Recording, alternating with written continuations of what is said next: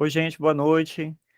Eu me chamo Marcos, sou professor no Instituto Federal de Brasília, sou um dos professores que compõem a comissão dessa pesquisa que a gente está desenvolvendo sobre a metodologia da pesquisa em PT. Eu, junto com o professor Cláudio, a professora Daniele, e a gente tem o prazer aqui de receber um conjunto de pesquisadores da nossa rede que trazem aqui uma série de reflexões importantíssimas, né, para a gente pensar o papel da pesquisa na EPT, especialmente nesse ponto nosso que é metodologia. Então, a gente vai ter hoje, para falar para a gente, a Bernardina Araújo, do IFPE, a Daniela Bezerra, do IFG, a Judite Moreira, do IF Sul de Minas, a Rosana Ferrareto, do IFSP, São Paulo, e o Vanderlei Stefanuto, do IFPR. Então, primeiro, a gente agradece muito, sim, os autores, né, dedicarem o seu tempo, dedicarem essa possibilidade de compartilhar conhecimento com todo mundo, né, então a gente agradece muito a todos vocês por esse momento, agradece também a audiência, né, que tem participado dos nossos colóquios, então a gente fica muito feliz de ver que tem tanta gente interessada nas pesquisas que a gente está desenvolvendo, então é uma alegria muito grande para a gente poder receber todos vocês. Então, a gente vai iniciar agora com a primeira fala, que é a fala da professora Bernardina Araújo. Ela traz para a gente um trabalho que foi feito de maneira coletiva, né, com outros autores, ela está aqui representando, né, todos esses autores, mas o trabalho chama A Abordagem Teórico-Metodológica da Narrativa, Potencialidades e Limites nas Pesquisas sobre a Educação Profissional e Tecnológica. Então, Bernardina, você tem em torno de 10 minutos para fazer a sua fala, e quem quiser, durante a apresentação da Bernardina, deixar uma questão, a gente tem um recurso no Meet de questões, né, que vocês vão ver na barrinha ali embaixo, vocês podem escrever as questões de vocês e guardar para o final, e no final também, depois, a gente pode abrir, inclusive, para vocês poderem, né, levantar a mão, abrir o microfone, quem quiser perguntar dessa maneira também, tá bom? Então é isso, Bernardina, obrigado, e a fala fica com você agora. Boa noite a todos e todas. Vocês me escutam bem? Sim, tá ótimo.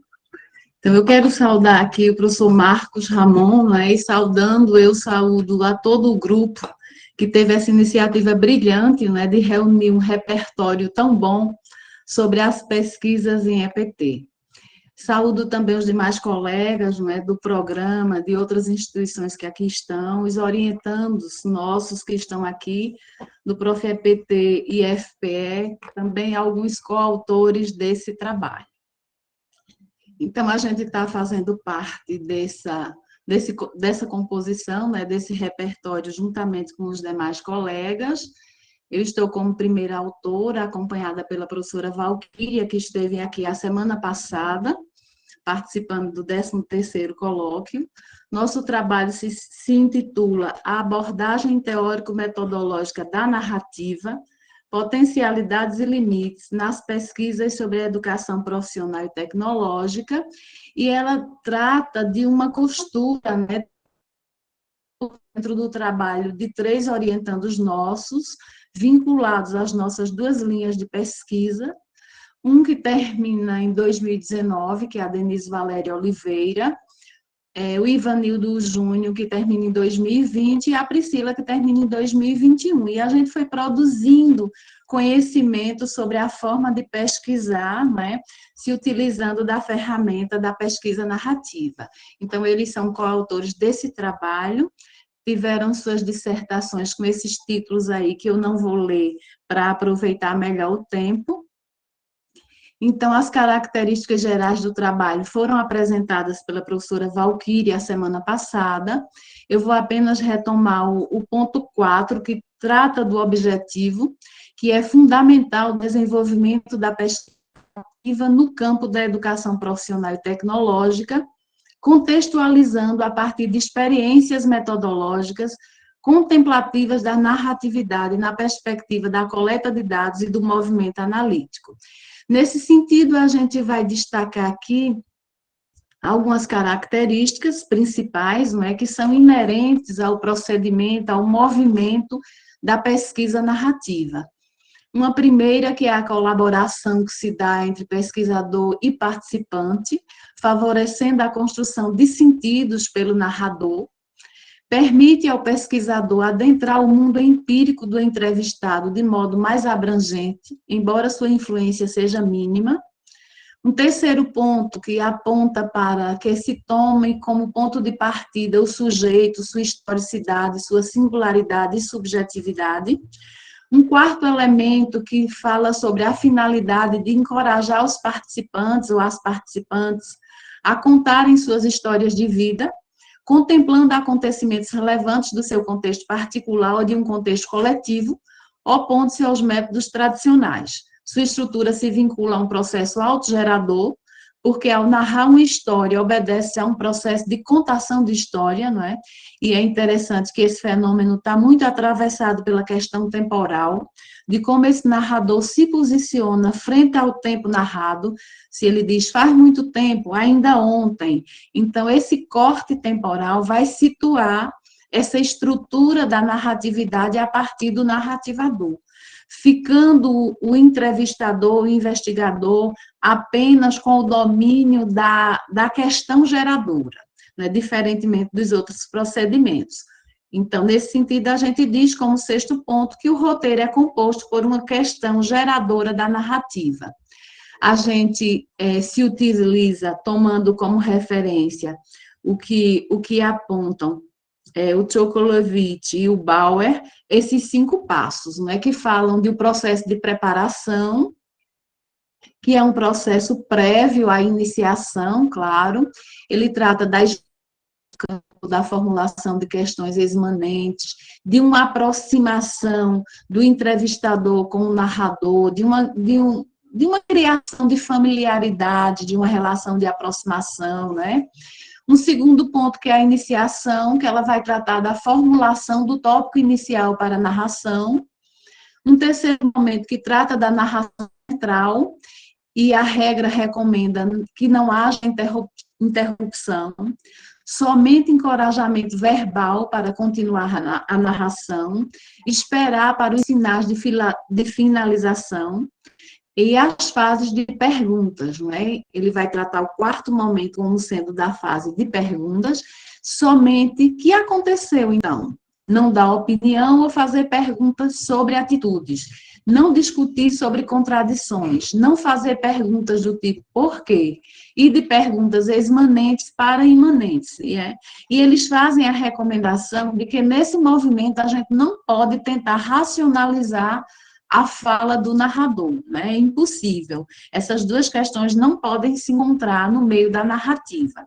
Na fala conclusiva, pode-se parar de gravar, né? Partir-se para as questões imanentes, onde são permitidas perguntas do tipo por quê? Fazer anotações imediatamente depois da entrevista.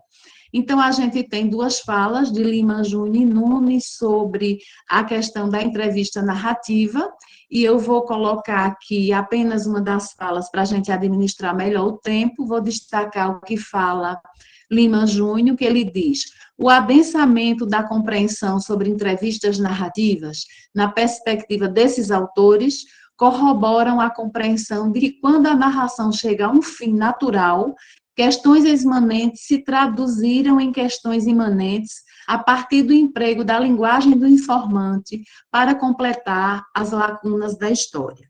As questões imanentes, elas nascem exatamente desse conteúdo que foi gerado, que está fora da expectativa da questão geradora, mas que passa a interessar sobremaneira ao conteúdo da entrevista, e a partir dali se gera uma outra relação de perguntas, mas já no quinto momento da entrevista, né? Aí a gente vai ver que ela tem uma preparação, e que nessa preparação, ainda nesse ponto 1, cria-se essa familiaridade do pesquisador sobre possíveis questões exmanentes. Um outro quer entender que questões exmanentes refletem o interesse do pesquisador, e outras que questões imanentes são os temas, tópicos e relatos de acontecimentos que surgem durante a narração, né? Então, aqui a gente tem uma outra citação sobre a entrevista narrativa, que eu vou abdicar dela para a gente não perder o que está adiante. E a gente traz para cá 2 recortes do trabalho de Ivanildo Lima Júnior e de Priscila Santos sobre a questão do roteiro de questões, né? E Ivanildo vai dizer, fale sobre sua história de vida enquanto pessoa LGBTQIA+, considerando as dificuldades enfrentadas em virtude dessa identidade nas vivências familiar, profissional, comunitária e, sobretudo, escolar. Depois, na condição de estudante do IFPE Campus Belo Jardim, discorra sobre a atuação e contribuição do Núcleo de Estudos de Gênero no que se refere ao seu processo de formação humana e de inserção no ambiente escolar. É para a gente ter uma ideia do conteúdo da questão geradora, né? E vou passar adiante. Acho que eu não estou conseguindo, deu uma travada aqui no meu material. Sim. Então, a gente tem uma relação aqui colocada, a entrevista narrativa e algumas das características que estão postas nessa narratividade e que são identificadas como paralinguísticas, que é o não dito. Aquilo que está posto no gestual, no uso de pausas, na entonação de voz e nas expressões diversas, né? Que inclusive Priscila Santos, vai colocar isso na sua experiência que está no slide anterior. Então, a análise narrativa vai ser tecida, né, dentro desses 6 pontos, né? Ela vai tratar de uma transcrição detalhada de alta qualidade do material verbal, né? A gente deixa de falar de entrevista narrativa para agora falar do movimento analítico, pensando que a pesquisa narrativa que a gente traz para conversar aqui hoje, ela toma esses 2 caminhos. Então, ela vai tratar a análise da transcrição detalhada de alta qualidade do material verbal, de uma divisão do texto em material indexado, que é o conteúdo mais racional, e não indexado, que é o conteúdo mais subjetivo. Um terceiro ponto que fala que, a partir do conteúdo indexado, ordenam-se os acontecimentos referentes a cada indivíduo, traçando as trajetórias. Um quarto ponto que fala de investigar as dimensões não indexadas do texto. Um quinto que trata das trajetórias individuais que devem ser agrupadas e comparadas. E um sexto que vai falar das semelhanças existentes entre as trajetórias individuais que são estabelecidas e colocadas dentro do contexto a fim de identificar trajetórias coletivas. Então, a gente traz alguns recortes sobre as experiências com o movimento analítico, não é, no texto narrativo, para a gente poder entender que alguns momentos se repetem, não é? Esse momento aqui que está destacado em negrito, ele trata dessa primeira fase da transcrição detalhada das entrevistas, tanto em Nunes quanto em Lima e em Santos. Santos vai dar um destaque a essa questão do não dito, não é, como sendo aquelas questões que a gente pontuou há pouco. No segundo ponto, vai se separar o material indexado e não indexado, e a gente percebe que quando contam, quando narram sobre a experiência, os 3 pesquisadores vão apontar para questões que são muito particulares daquilo que estão investigando, então já surge uma riqueza de conteúdo nesse momento que a gente vai tratar dessa forma, né? Assim acontece com o terceiro ponto, que vai tratar do material indexado e não indexado, que vai tecer questões muito próprias ao movimento e à natureza de cada pesquisa.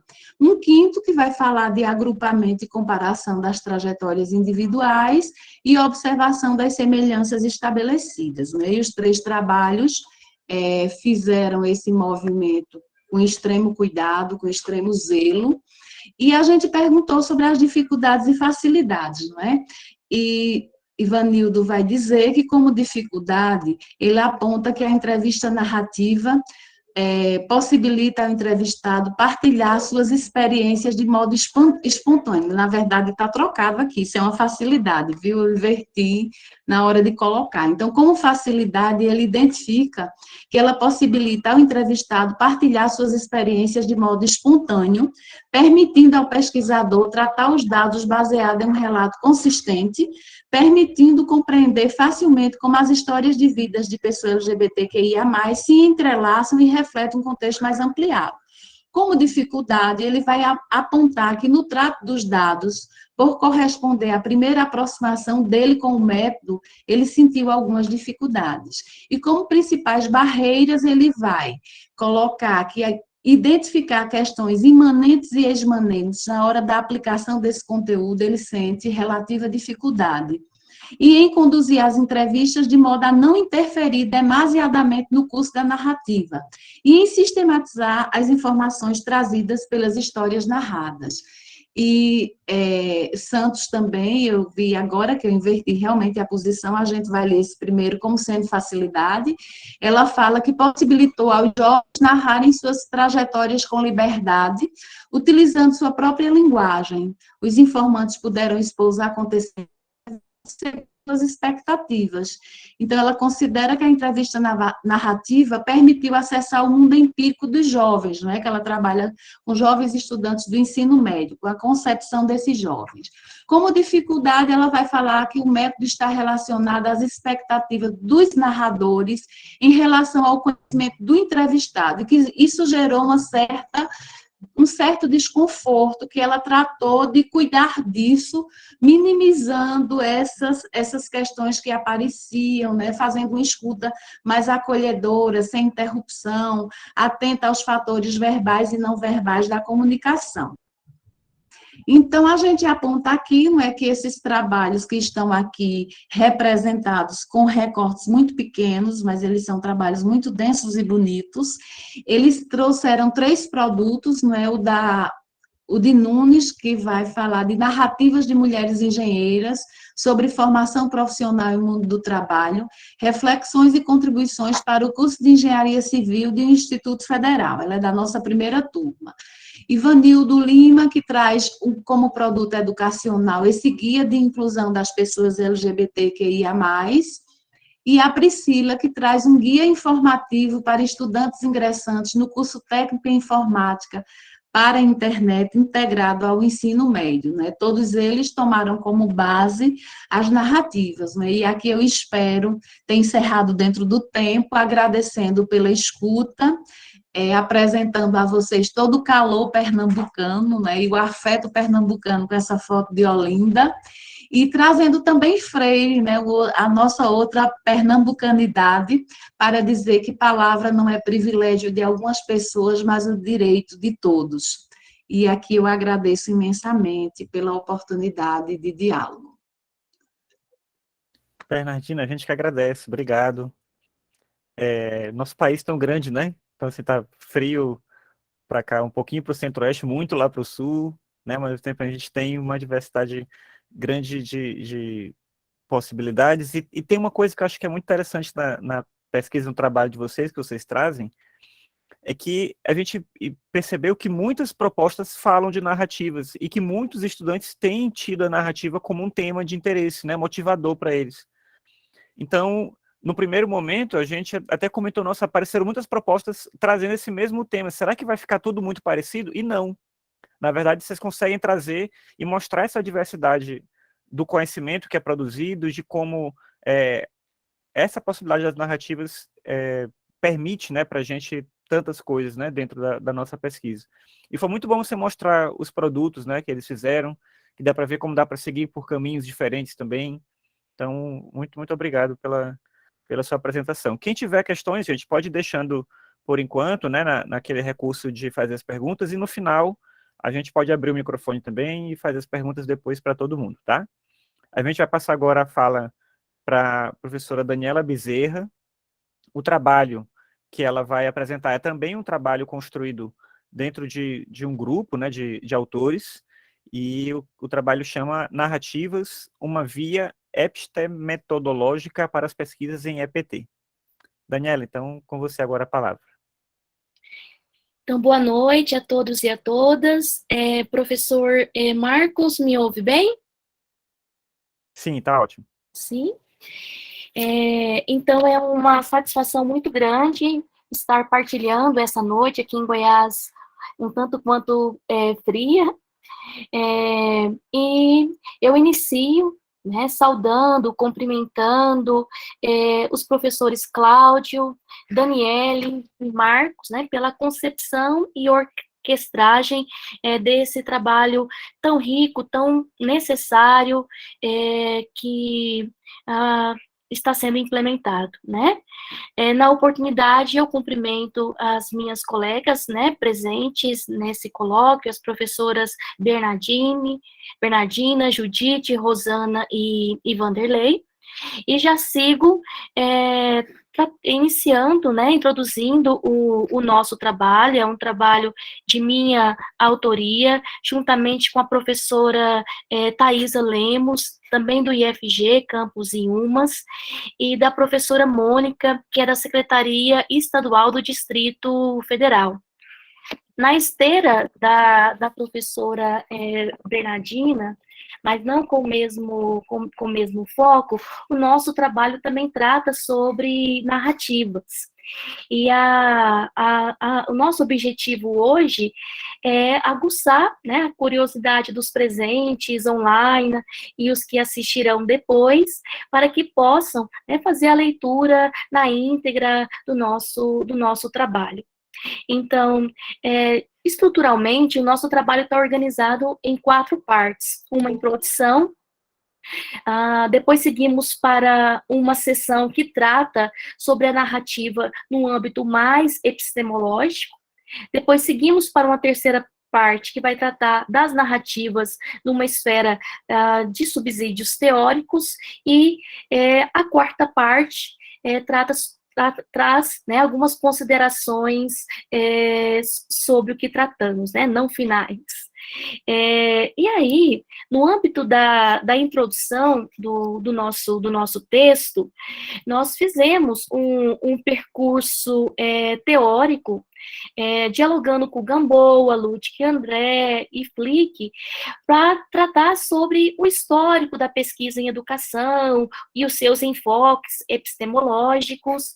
E nisso, né, a gente trata brevemente dos 3 principais enfoques, né, o que predominou até ali por volta da década de 70, positivismo, e na sequência nós tivemos cada vez mais as pesquisas em educação e, consequentemente, em educação profissional e tecnológica, a ênfase, né, em estudos com foco na fenomenologia e os enfoques críticos dialéticos. E aí, nesse trabalho, a gente faz, né, um preâmbulo tratando sobre o processo de definição de um objeto de pesquisa, né, que ele não parte do método, e sim parte do objeto. A partir da definição do objeto que nós vamos pensar as formas de caminhar para uma resposta a esse objeto. E aí, a depender da ênfase, né, se no sujeito uma perspectiva epistemológica mais subjetivista, uma ênfase no objeto mais objetivista, e se a ênfase for na relação à perspectiva mais construcionista. Daí, assim como a professora Bernardina e seus parceiros, né, e parceiras, nós focalizamos aqui no nível epistemológico e metodológico, né, compreendendo as narrativas enquanto um instrumento, uma estratégia de geração de dados. E aí, aqui a gente finaliza essa sessão introdutória dizendo que as narrativas são estratégias metodológicas que respondem a inúmeros objetos da IPT, porque elas possibilitam aliar as percepções, né, dos sujeitos da pesquisa, dos participantes, né, da pesquisa ao objeto.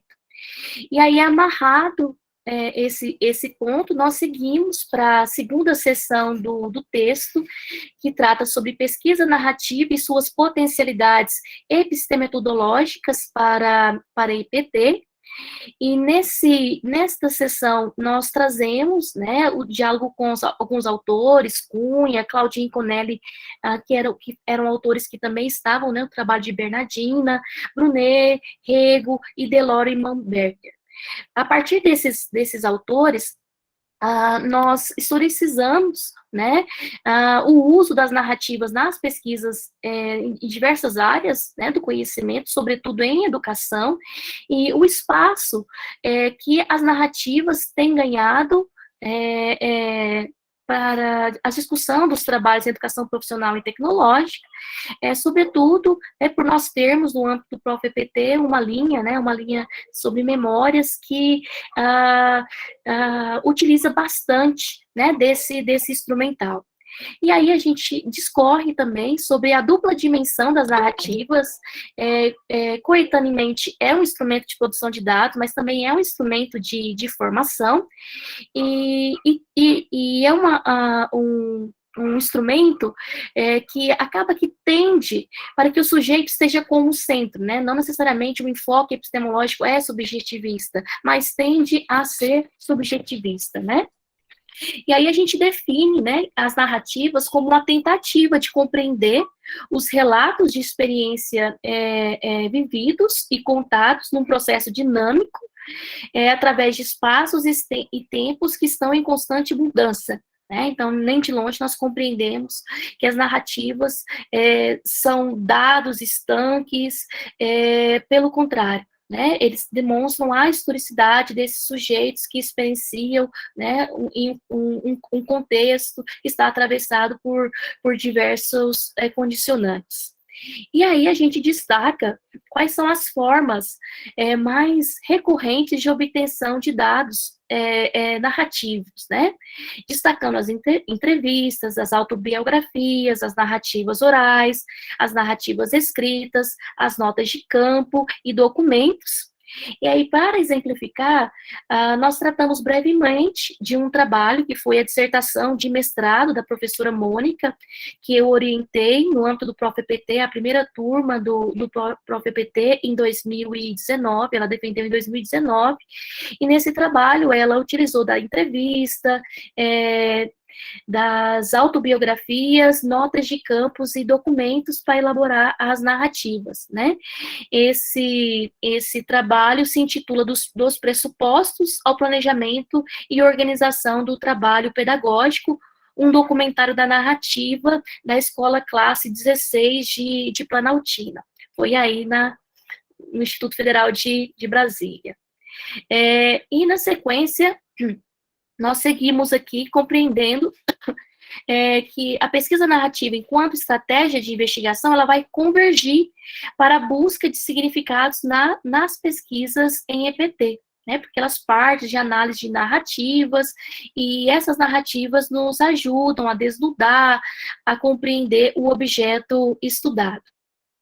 Daí, na sequência, nós vamos para a terceira e penúltima parte do nosso trabalho, que tem um enfoque mais teórico. Nele, a gente trata sobre a pesquisa narrativa e investigações identitárias em IPT, e também para as investigações identitárias em IPT. O objetivo aqui desta sessão foi especificamente de alinhavar os subsídios teóricos que nos permite desnudar esse conjunto de fatores que concorrem para a constituição e formação da identidade profissional de profissionais da IPT. E aí, para fazer essa discussão, né, o nosso rol de diálogo com autores, ele se estende um pouco mais, além de Brunet, Rego, que estavam presentes na sessão anterior, a gente conversa com Melucci, Smolka, Lontal, Vygotsky, Rose, Elias, que são referências, né, para tratar sobre o uso das narrativas, né, da pesquisa narrativa, em uma perspectiva de compreensão do ser humano, uma perspectiva histórico-cultural. E aí, nós destacamos, né, alguns elementos nesse capítulo. A gente retoma, né, os pressupostos da psicologia histórico-cultural, em breves linhas, obviamente, e quais as contribuições desses pressupostos para que a gente possa entender a dimensão histórica do desenvolvimento humano, e também quais as contribuições desses pressupostos para compreender o biográfico como uma forma privilegiada do ser humano, que permite que o ser humano compreenda a si mesmo, né, no seio de seu ambiente social e histórico. Daí a gente caminha para as considerações finais, nessa sessão, a sessão mais breve do nosso texto. Nós fazemos alguns considerandos, dentre eles a gente considera que a pesquisa narrativa, ela parte das realidades construídas sobre as narrativas, que a pesquisa narrativa é uma forma de entender a experiência num processo colaborativo entre pesquisador e pesquisado, que a pesquisa narrativa é uma estratégia de investigação no qual o pesquisador coleta relatos de vida dos indivíduos sobre determinado tema, a fim de buscar respostas para a compreensão de um determinado fenômeno, e essas narrativas, elas são recontadas ou recriadas pelo pesquisador em uma cronologia narrativa. Então, a gente pode dizer que a narrativa final, ela vai combinar essas visões dos participantes. Então, dito isso, nós podemos arrematar dizendo que a pesquisa narrativa, ela pode ser um potencial instrumental, ela tem sido, né, um potencial instrumental para os estudos no âmbito da educação e especificamente, né, no âmbito da educação profissional e tecnológica. Daí, nós temos as nossas referências, deixa eu mudar aqui de tela, que eu acabei que eu abri um arquivo mais pretérito. Ixi, o meu Word parece que não, o meu PowerPoint deu uma travada, deixa eu ver se eu consigo, é aqui. Acho que essa apresentação é a...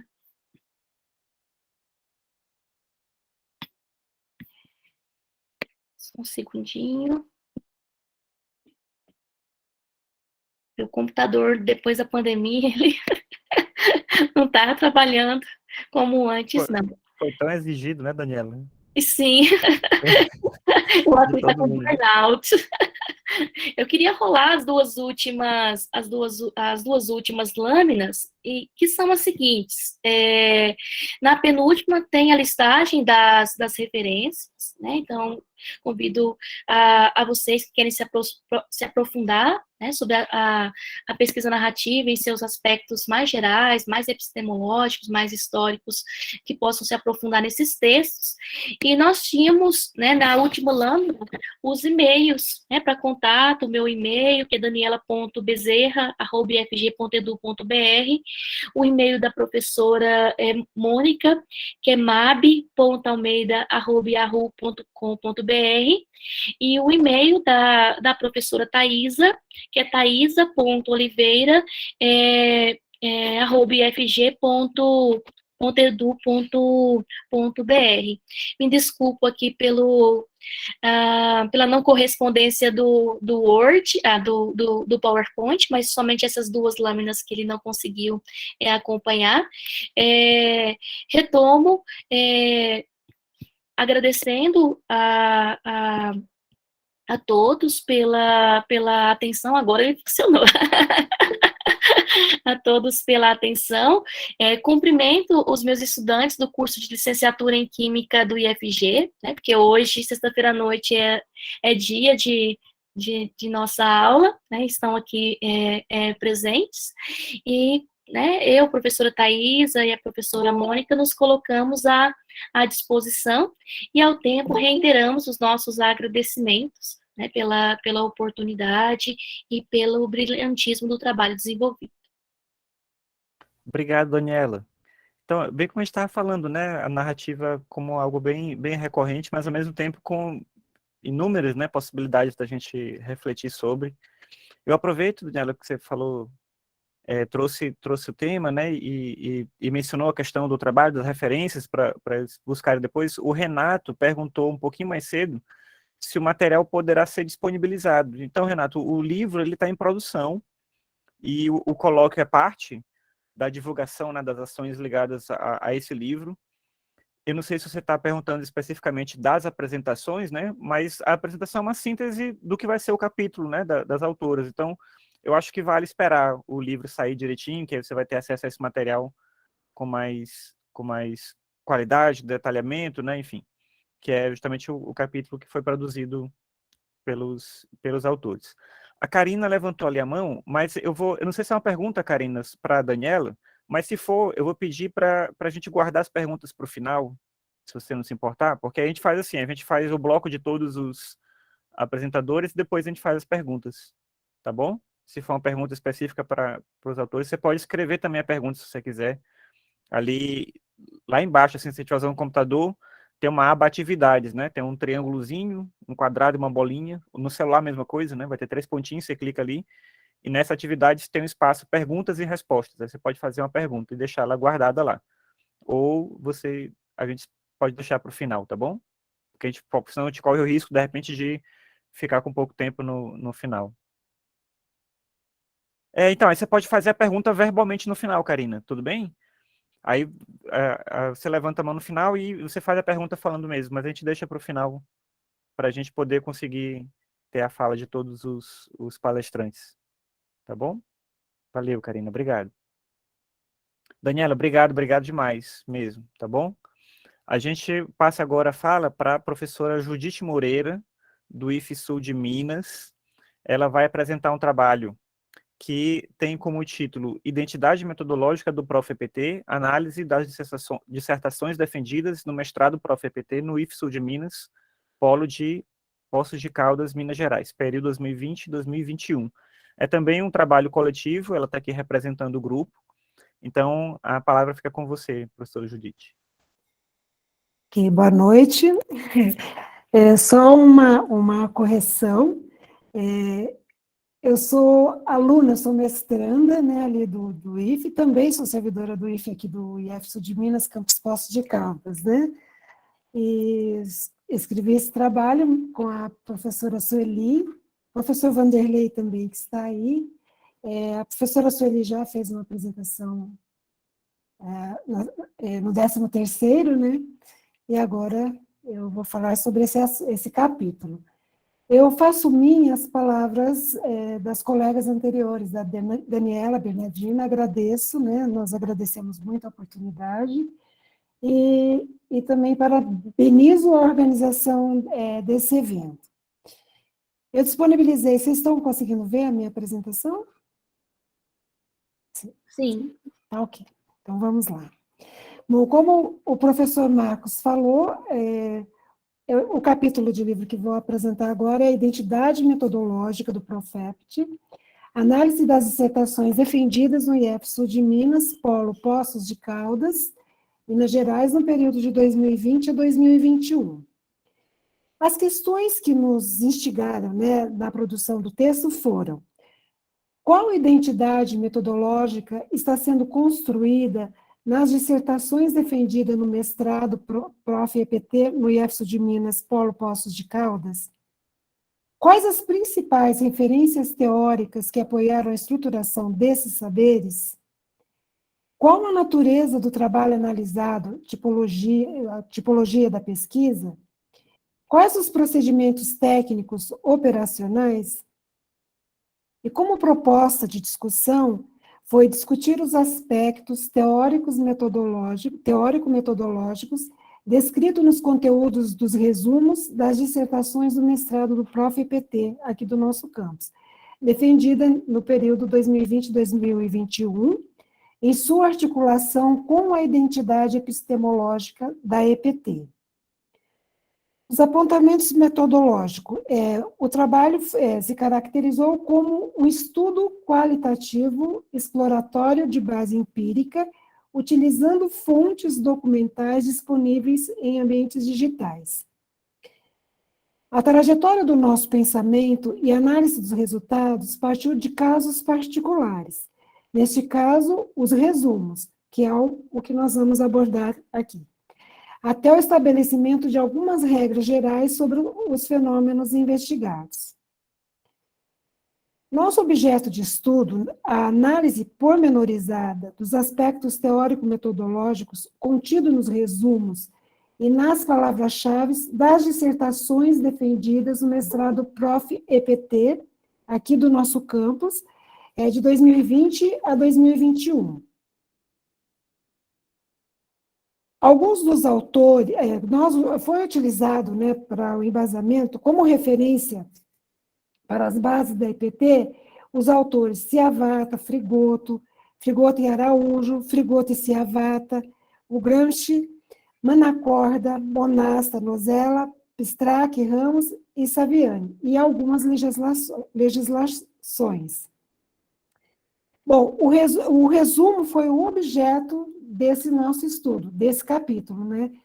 O resumo, ele foi a NBR 6028, que é a NBR de resumos, ela foi atualizada em 2021 e foi publicada em 19 de maio, aliás, fez um ano ontem, em 19 de maio de 2021. E estabelece os requisitos para a apresentação de resumo, resenha e recensão. A norma anterior, né, a anterior a essa, de 2002, ela só tratava de resumo. E nessa atualização foram inseridos resumo, resenha e recensão. Resenha, como eu disse, não constava na norma anterior. E ela define os 3 tipos de resumo: resumo indicativo e resumo informativo. A referência, né, ela é opcional quando o resumo estiver contido no próprio documento. Ou seja, nos casos das dissertações, é o caso que não precisa da referência antes do resumo, porque já está contido, né, dentro do documento. Recomenda-se utilizar, essa atualização agora, recomenda-se utilizar o verbo na terceira pessoa. Em um documento técnico ou científico, recomenda-se usar o resumo informativo. E houve também, essa foi uma alteração muito significativa na apresentação das palavras-chave. Antes, as palavras-chave elas eram escritas em letra maiúscula e separada por ponto. Agora, as palavras são escritas com as iniciais minúsculas, separada por ponto e vírgula, com exceção de nomes próprios e termo científico. Aí sim, só que é em letra maiúscula. E a mudança do verbo deve para convém. Anteriormente, a norma falava assim, deve ser na terceira, deve, era meio que em caráter que é obrigatório. Agora, convém usar o verbo na terceira pessoa, convém que se use assim. Bom, o resumo. O resumo, ele é a apresentação concisa dos pontos relevantes de um documento, né? Isso está lá na NBR 6028, na página 1. É o trabalho que informa finalidades, metodologia, resultados e conclusões do documento, de tal forma que possa, inclusive, dispensar a consulta ao original. Quanto à extensão, essa atualização mantém a mesma em relação aos trabalhos acadêmicos, né, que tem de 150 a 500 palavras. Aí destaquei aqui uma citação de Lima Gomes, que fala que o resumo, além de apresentar todos os elementos constitutivos, a adequação dos métodos e procedimentos utilizados, bem como a relevância do estudo e a contribuição que este apresenta, só podem ser julgados por um pesquisador com experiência no tema abordado. O corpus da pesquisa. Nosso recorte de pesquisa se ateve ao período de 2020 a 2021, e que foram defendidas 26 dissertações, de um total de 44 alunos ingressantes. Em 2020, em decorrência da pandemia causada pelo coronavírus, não houve processo seletivo. E no primeiro semestre de 21, tivemos a entrada de 24 alunos que estão em processo de qualificação. Inclusive, eu sou uma dessas alunas, estou no processo de qualificação agora na quarta-feira, na próxima quarta-feira. Como eu disse anteriormente, foram defendidas 26 dissertações, mas foram analisadas, a análise foi realizada de 25 resumos. E o foco da nossa análise, o foco da análise foi nos aspectos teóricos e metodológicos. E essas análises foram balizadas em materiais já publicados, constituíram-se a base primordial da nossa pesquisa bibliográfica.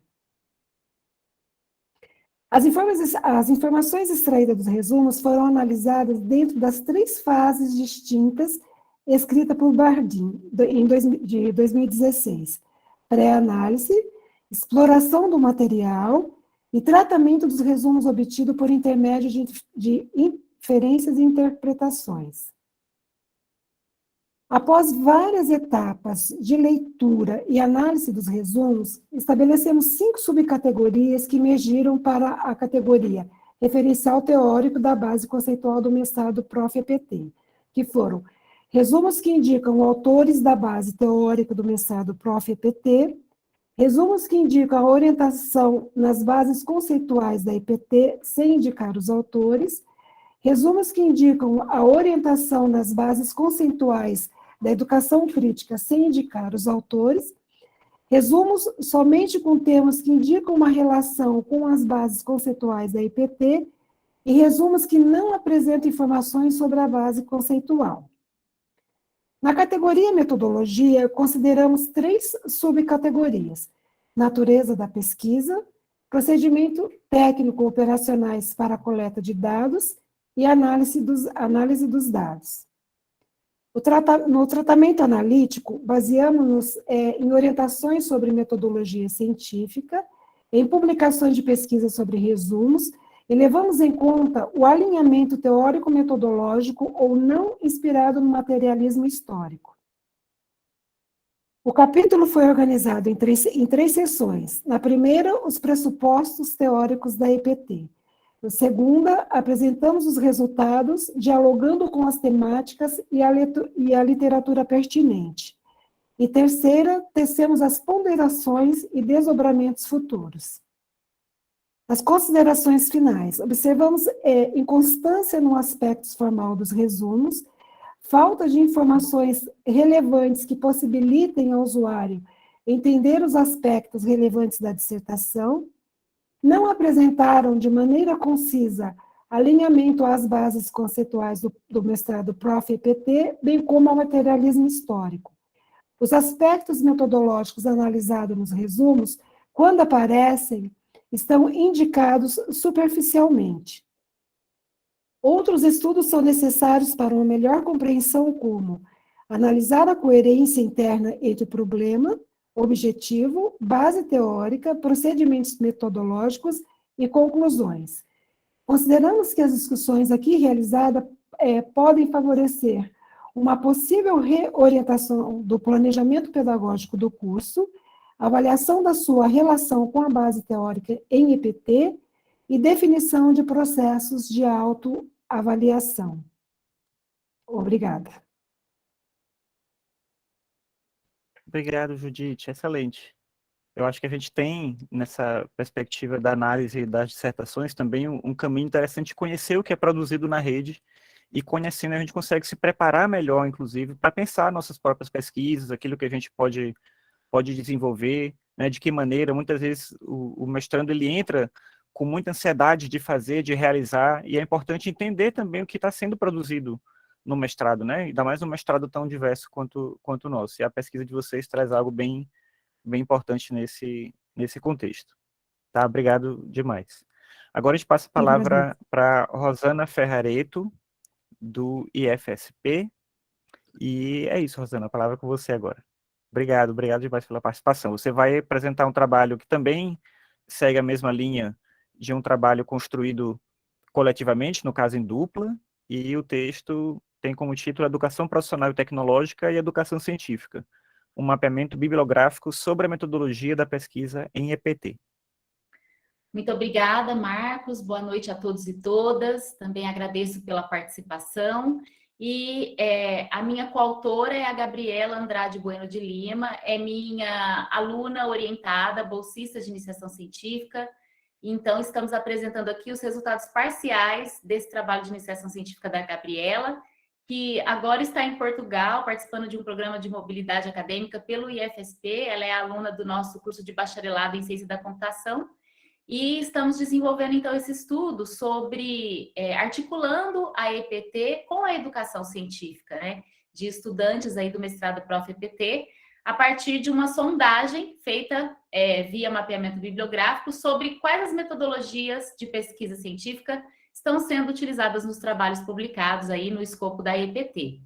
Começo também agradecendo o professor Marcos, professor Cláudio e professora Daniela pelo primoroso trabalho que vem desenvolvendo, né? E além de parabéns, eu quero dizer obrigada pela oportunidade de fazer parte dessa obra e cumprimento também os meus colegas de mesa aqui neste colóquio, a Bernardina, a Daniela, Judite e Vanderlei.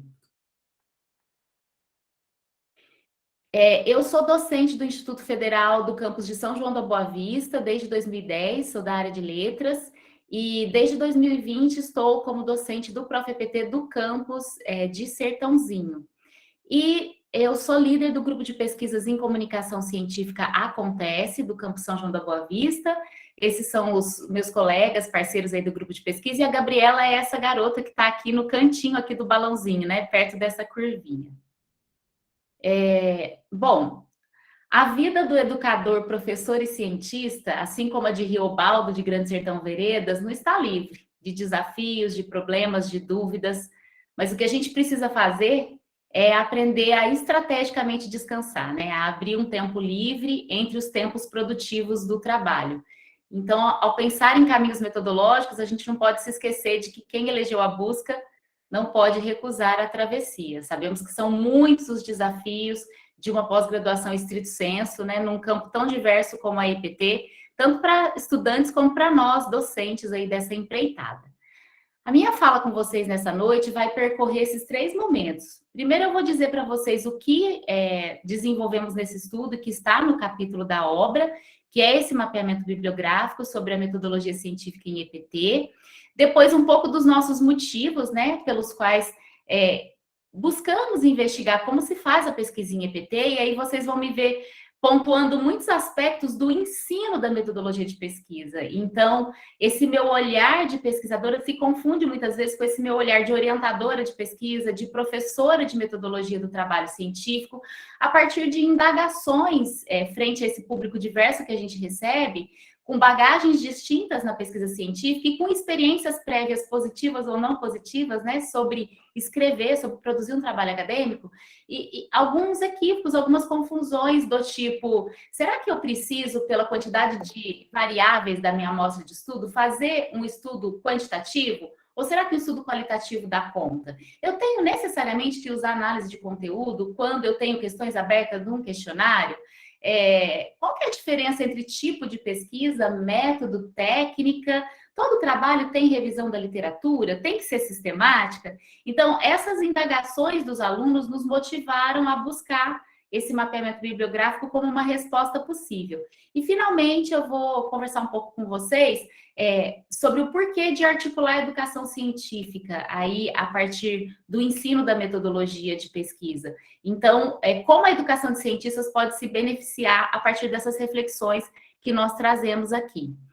Então, começando aí falando sobre o que foi feito no estudo, nós usamos o portal de periódicos CAPES, que é um metabuscador bastante abrangente, né, em termos de cobertura e de número de documentos. Trabalhamos com a construção de strings de buscas a partir dos operadores booleanos, para encontrar as palavras-chave representativas daquilo que a gente queria buscar enquanto problema de pesquisa. Aplicamos os filtros ali do portal CAPES, né, tempo, tipo de documento, avaliação dos periódicos, e nós partimos de 2.972 trabalhos, e depois dos filtros, né, aplicando os critérios de inclusão e de exclusão, chegamos a 246, e aí fizemos uma leitura manual dos títulos, dos resumos, das palavras-chave, e aí desses 246, depois de fazer essa leitura aí dos dados indexadores dos trabalhos, nós chegamos a uma amostra menor de 40 trabalhos. Desses 40 trabalhos, nós lemos a introdução e a conclusão, e aí nós chegamos a uma amostra de 9 trabalhos que nós íamos ler na íntegra e analisar.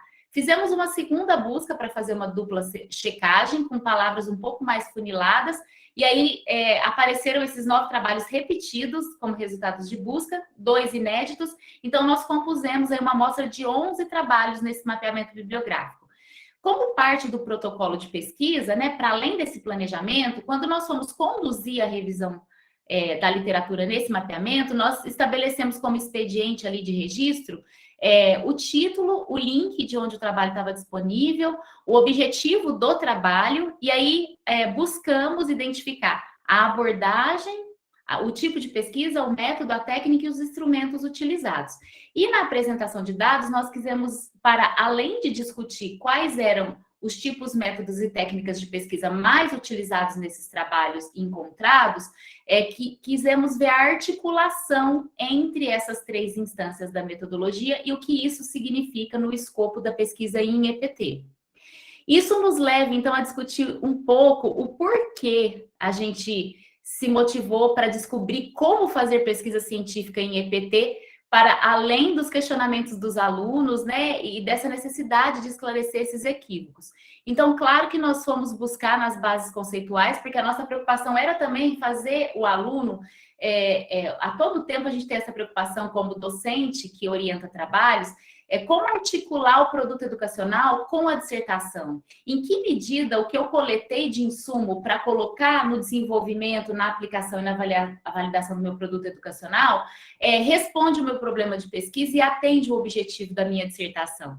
Então, por isso que em Pedro Dema a gente encontra a pesquisa como princípio científico que faz avançar o conhecimento, né, que é papel do cientista enquanto estudante de informação aí no programa Estrito Senso, e nosso como docente que está amparando, né, esse processo, e também como princípio educativo, que faz formar a pessoa, né, porque a gente está falando aqui de pesquisas na área de educação, que faz desenvolver o aluno.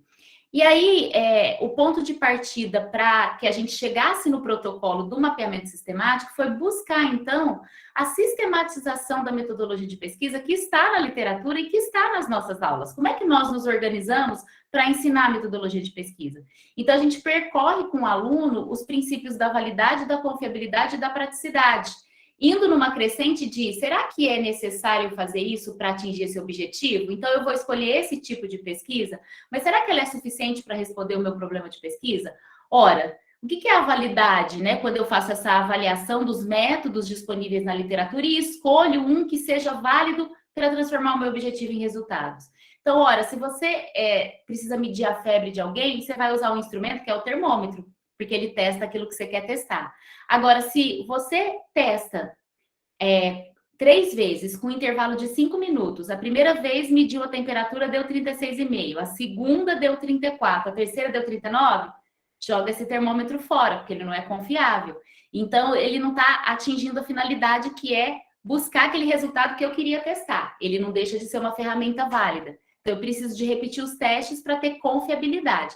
E é claro que a praticidade está no escopo dos recursos disponíveis, tais como tempo, recurso financeiro, viabilidade técnica. Então, a gente vai nessa crescente, nessa escolha de métodos entre os disponíveis, tentando buscar aquilo que é necessário. Então, de novo, usando essa analogia aí da medicina, né? Se eu estou com febre e com dor, é necessário que eu tome um analgésico e um antitérmico. Mas se a febre permanece, eles não foram suficientes. Eu preciso fazer o exame, se tem bactéria, é necessário também tomar um antibiótico para que os 3 remédios suficientemente, né, sanem o problema, que é, no caso, a febre. Então, a gente vai, a partir dessas analogias, orientando o aluno a fazer a avaliação para fazer uma escolha consciente da abordagem, né? Se eu tenho uma quantidade grande que eu não consigo dar conta de olhar, analisar olho nu, eu vou usar uma abordagem quantitativa. Agora, se eu tenho menos variáveis, eu posso usar uma abordagem qualitativa e aprofundar mais o meu olhar sobre essas variáveis.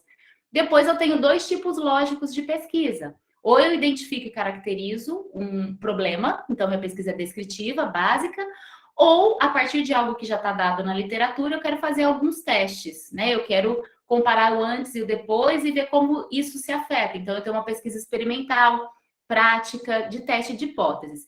E aí, estabelecida a abordagem e o tipo, eu vou, então, dentre a gama de métodos possíveis, escolher aqueles que vão dar conta de me fazer cumprir os meus procedimentos e uma técnica compatível, né, com aquele método. Então, se o método é de levantamento, eu posso usar como técnica, por exemplo, o Google Forms.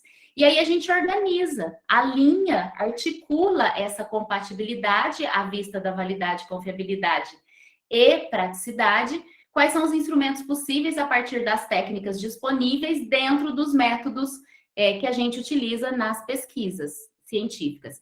E também a gente organiza isso numa linha do tempo, né? Quando eu vou coletar, o que eu uso, depois da coleta chegou a hora de tratar e analisar os meus dados e, por fim, eu vou registrá-los. Tudo isso participou aí do nosso planejamento do mapeamento bibliográfico e também nos serviu como lupa para que a gente pudesse olhar para os resultados que nós mapeamos. E o que nós vamos fazer com isso agora, né?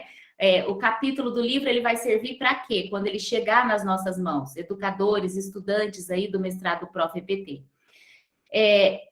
Essa preocupação de articular os resultados dos dados de análise. Então, a gente tem sim uma lista daqueles que foram mais recorrentes, é esse o objetivo do mapeamento bibliográfico.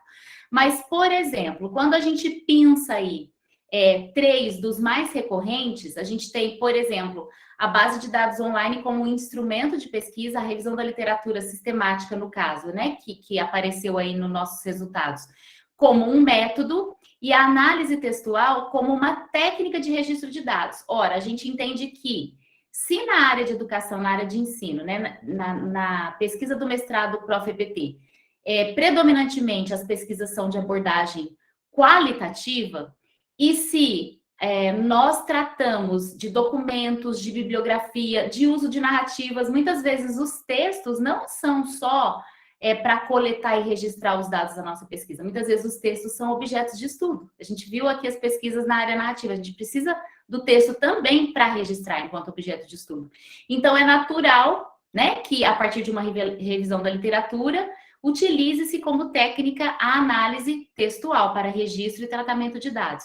E as bases de dados online têm se mostrado um recurso muito eficaz nas pesquisas, porque facilita não só o acesso à informação, mas também a busca a partir dessas estratégias, desses filtros dos portais, né, e a recuperação rápida, prática desses dados.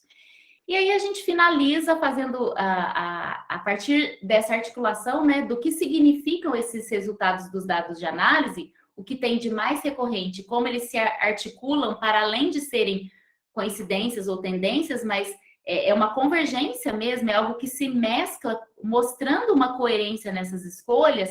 A gente pode utilizar isso como um exemplo, um modelo para que os nossos alunos se espelhem, né? Aqui estão participando dessa sala hoje alunos lá do nosso programa de Sertãozinho, tem um pessoal aqui do grupo de pesquisas Acontece. Então, quando a gente bebe, né, de outras pesquisas de trabalhos correlatos, a gente vê os caminhos possíveis, porque educar e fazer pesquisa científica são processos complexos. A gente tem muito desejo de acertar de primeira, mas isso nem sempre acontece, né? É um processo iterativo, a gente tem que refazer, então a gente precisa de constância na formação dos cientistas. E olhar a literatura, né? Até o trabalho da Judite, que vai nessa mesma direção, olhar como são feitos os trabalhos, nos dá aí um caminho um pouco mais seguro, a gente consegue baixar um pouco a ansiedade. Especialmente no escopo da educação profissional e tecnológica, em que a gente está no terreno da educação e a gente tem cientistas aí na área de ensino em constante formação, né? Se autocapacitando e formando as pessoas. E isso vai trazer fortalecimento para a pesquisa científica em EPT, vai nos ajudar a olhar esses resultados dos dados de análise, nos ajuda a consolidar as áreas de concentração que aparecem nos trabalhos analisados, as linhas de pesquisa, os macroprojetos, e como é abordada a metodologia, né, nesse contexto. E o trabalho se mostrou, então, revelou que há uma coerência entre as bases conceituais e a aplicação dos produtos educacionais, que é o que a gente deseja, né, que aconteça nos trabalhos realizados e defendidos no Prof. EPT. Dessa maneira, eu me aproprio aqui das palavras de Volpato, a gente consegue atingir, com este trabalho e toda a agremiação de trabalhos dessa obra, a mentalidade científica, né? Promovendo aí os aspectos epistemológicos, comunicacionais, metodológicos, lógicos, filosóficos e éticos da pesquisa científica, como assim deve ser. E, no mais, pessoal, inspiração é quando a gente não sabe de onde a ideia vem. Na literatura é assim, o escritor não sabe de onde vêm as ideias. Portanto, não se pode ensinar o caminho. Mas na ciência é o contrário, é preciso explicar o caminho que se tomou para chegar à ideia. É esse caminho que tem o nome de método. Seguindo o mesmo caminho, qualquer outro poderá chegar à mesma ideia. São os ensinamentos aí de Rubem Alves. Essas são as referências da pesquisa, os contatos do grupo Acontece, e agradeço muito pela gentileza de vocês terem me ouvido e pela oportunidade de interlocução. Obrigado, Rosana. Excelente. Eu acho que a sua fala é uma fala que tem que chegar para todos os nossos mestrandos, né? Como você falou, né? Existe uma ansiedade, muitas vezes, né? De chegar, de começar a fazer pesquisa, e se esquece um pouco do processo, né? Do processo que é se envolver com esse caminho que é, muitas vezes, de angústia, de crise, de fato não saber, né, de não entender como trilhar, e não ter uma receita certa. Acho que você traz muito disso, né? É dedicação, é empenho, é estudo, né? Não tem uma receita que alguém vai dar para uma outra pessoa, ela vai seguir direitinho e ela consegue terminar o mestrado fazendo aquilo. Não. Mas todo mundo pode estudar, pesquisar, se envolver, e eu acho que essa fala traz uma coisa que é muito acolhedora, assim, para os nossos mestrandos, né, para a gente também, para os docentes, enfim, para todos nós. Obrigado de verdade. Obrigada pela oportunidade, mais uma vez. Aí agora a gente passa a fala para o Vanderlei, do IFPR. Vanderlei tem um trabalho que ele vai tratar também, é um trabalho coletivo, e esse trabalho tem como título Análise Bibliométrica como Ferramenta Metodológica, um estudo do uso de softwares livres. Vanderlei, então a palavra fica com você. Obrigado pela sua participação. Estão vendo? Boa noite. Estão vendo a apresentação? Boa noite, sim. Obrigado, eu agradeço ao convite, cumprimento o professor Marcos e também o professor Cláudio e a professora Daniele como organizadores, tá?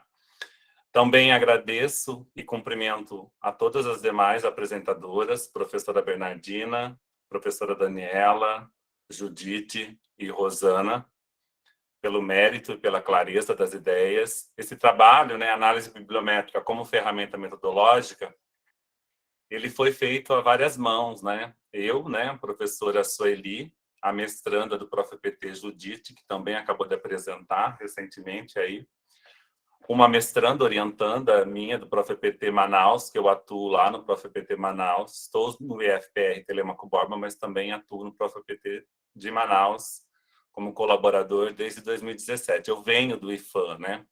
E a técnica informática Emanuele Farias, a qual, né, nos emprestou o seu trabalho de TCC para nós adensarmos nosso conhecimento.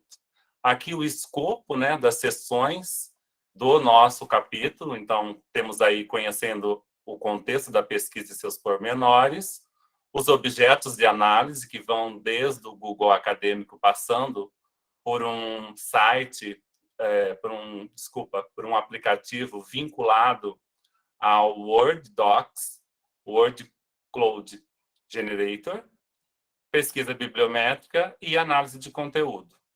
Então, nós trazemos aqui um pouco do Google Acadêmico e também do Word Cloud Generator. Passamos pela análise bibliométrica e chegamos à análise de conteúdo, tá? Uma explicação teórica. Depois nós partimos para o adensamento da análise bibliométrica associada à análise de conteúdo, com o exemplo da Emanuele Farias, e tecemos algumas considerações, as considerações finais. Depois temos as referências, tá? De início, né, conhecer um pouco da pesquisa, a gente discute justamente o que a professora Rosana estava falando, né, dessas polissemias existentes entre os enfoques da pesquisa, instrumentos da pesquisa, modelo de coleta de dados, métodos versus tipos de pesquisa, enfim, né? Tem todo um processo de opções. Então, nosso propósito, nós não nos debruçamos em questões conceituais, porque a gente acredita, né, baseado nos ensinamentos de Luna, que a metodologia não tem um status próprio. Ela precisa ser definida em um contexto teórico, metodológico qualquer, e que se tenha um amparo dentro do quadro teórico epistemológico, que é necessário para que nós possamos interpretar essas diferentes realidades, considerando sempre, né, o espaço-tempo, ou seja, é um processo histórico, social, dinâmico, que a gente sempre tem que levar em conta, ok? Então, as polissemias, elas existem e elas acabam enriquecendo ainda mais o processo. No nosso local de fala, nós temos, então, mestrandos, né? Eu e professora Sueli somos do ProfEPT, ela do IFSU de Minas, eu do ProfEPT Manaus, né? Temos as mestrandas, e uma discente do ensino médio técnico, para poder trazer um pouco da visão. Também trazemos, né, os conceitos formadores e indicamos algumas referências, como Gramsci, Frigoto, Ciavata, Moura, Ramos e Saviani, que fazem parte desse movimento dialético, e a gente ampara também esse processo de ensino-aprendizagem que acontece, ou melhor, de ensinagem, como postula Leia Anastasio, que é importante para essa construção dinâmica dos saberes. É importante também a gente fixar alguns contextos teóricos da metodologia, que são os embasadores dessa proposta de análise bibliométrica, como Severino, né?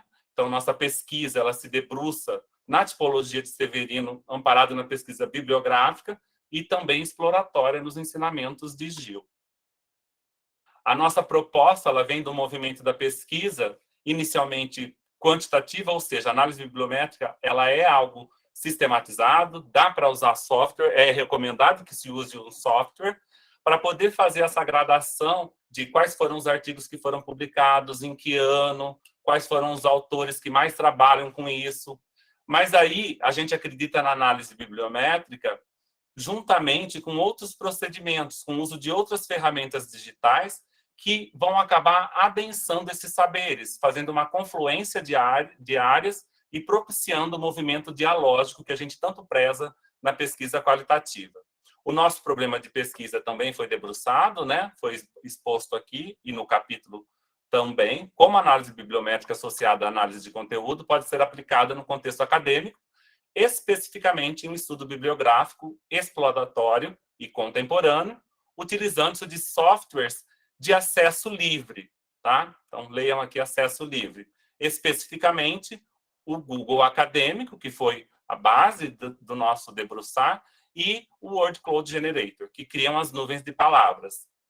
A partir daí, o objetivo dessa pesquisa em si, que está dentro do capítulo, é exemplificar a aplicação da análise bibliométrica como ferramenta metodológica e a sua prática associada à análise de conteúdo.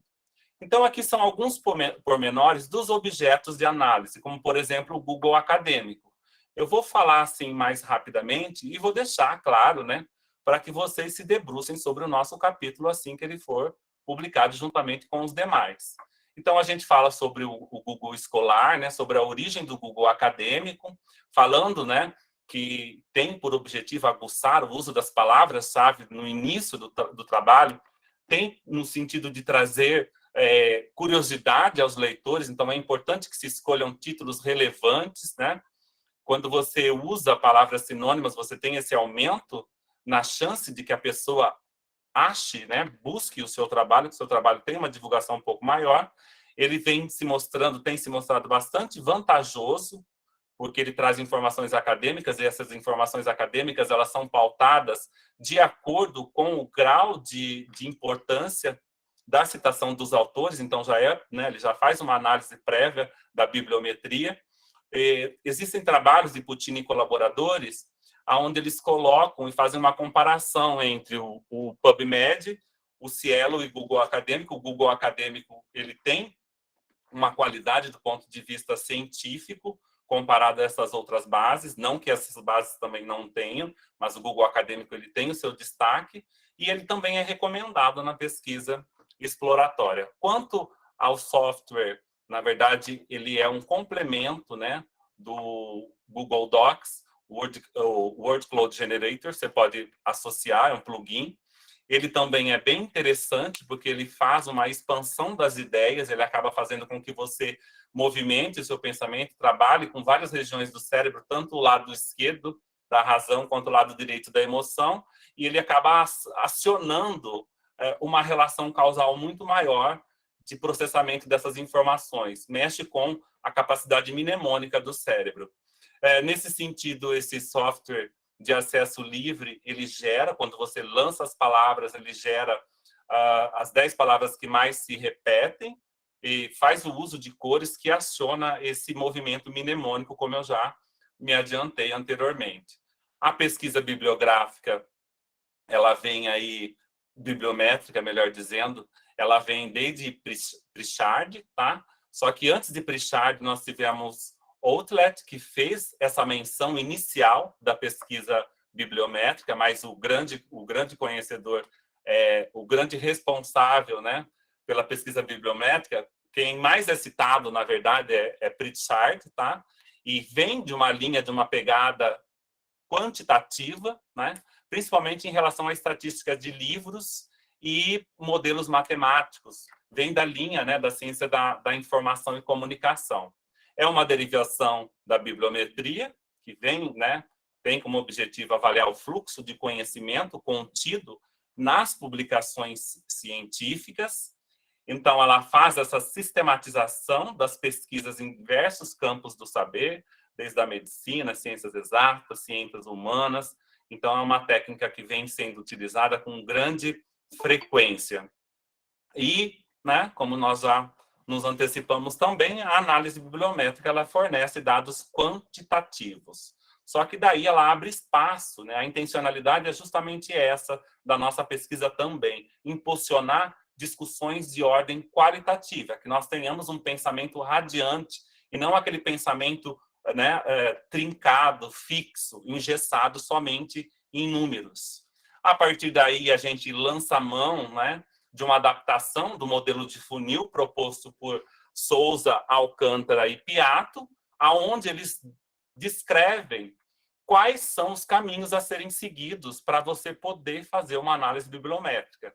Nesse sentido, você tem a definição do tema da pesquisa, a aplicação de um software, definição de critérios, realização de buscas, né, utilizando os filtros.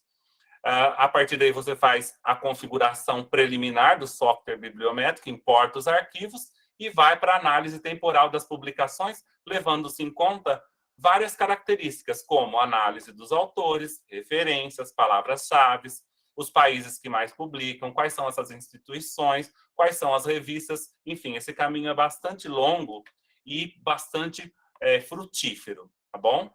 Também descrevemos aí alguns pontos importantes, montamos esse diagrama aqui, baseado, né, de Schweck e Amatussi, 2015, onde a gente estabelece quais são as leis da bibliometria. Lei de Bradford, que tem como objetivo identificar os periódicos mais relevantes, que dão vazão a uma leitura em específico referente ao tema, problema de pesquisa, no qual a pesquisa se debruça. Tá?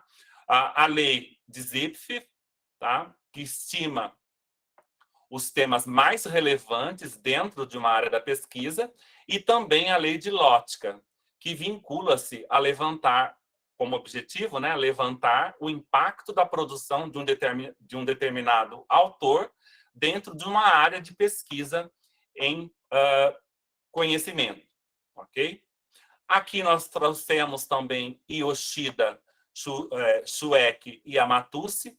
Eles estabelecem, Yoshida estabelece quais seriam os cuidados, né, dentro de uma pesquisa bibliométrica, e esses dois outros autores estabelecem as recomendações. Elas acabam se sobrepondo. Vai desde alinhamento do método escolhido para a pergunta da pesquisa, passando pela quantificação, né, do número de artigos produzidos. Ele também destaca, né, se você estiver trabalhando, melhor dizendo, com um número reduzido de artigos, o recomendado é que você faça uma revisão integrativa de literatura e não uma análise bibliométrica. Conhecer as bases de dados é importantíssimo, e quanto tempo esse artigo está lá, né, fixado, por quanto tempo ele vai ficar. Os critérios, também foi falado pela professora Rosana, né? Não tem como a gente não colocar critérios, porque é uma infinidade de informações tremenda, isso delimita a pesquisa, são recortes que acontecem e são necessários para que nós possamos direcionar o nosso trabalho. Então, essa análise exploratória dos resumos e dos autores, bem como de suas filiações, é recomendada também. Cuidado na definição das palavras-chave, né? Porque elas têm que ter relevância, elas têm que ter um significado, também destacado aqui por Yoshida, dentro da pesquisa ao qual se desenvolve.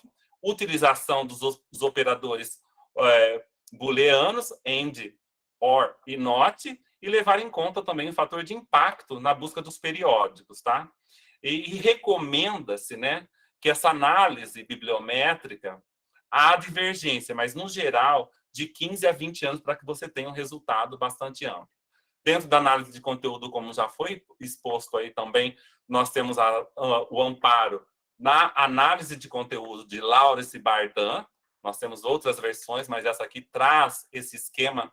Eu fiz uma adaptação desse esquema de Lawrence e Bardan, aonde é necessariamente obrigatório que a análise de conteúdo passe por todas essas ações, passando por aquele movimento da leitura flutuante, escolha dos documentos, que vão constituir o corpus da pesquisa e a preparação do material, a exploração mais aprofundada desse material, criando as unidades de registro, ou seja, várias unidades de registros que estarão contidas dentro das unidades de contexto. Então, você sai das condições específicas e vai criando unidades, agrupamento através dessas unidades de contexto, que pode se desdobrar em eixos temáticos, de acordo com seus objetivos. Elas podem ser estabelecidas as condições a priori. Geralmente, numa pesquisa, você faz essa exploração do material já colocando critérios, né, que vão ser utilizados também nessa fase inicial de tratamento desse material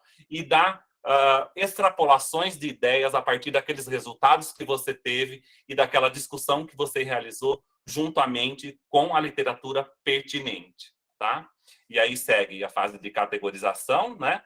Você estabelece rótulos, que podem ser palavra-chave, título, frase, tá? Vai descrevendo essa ação, esses dados, e vai analisando esses dados, fazendo extrapolações e interpretações plausíveis. Então, esse é o movimento da análise de conteúdo. Então, a pré-análise, a exploração do material e tratamento dos resultados são importantes. Não existe análise de conteúdo apenas citando a exploração do material. Você tem que passar obrigatoriamente por essas 3 fases.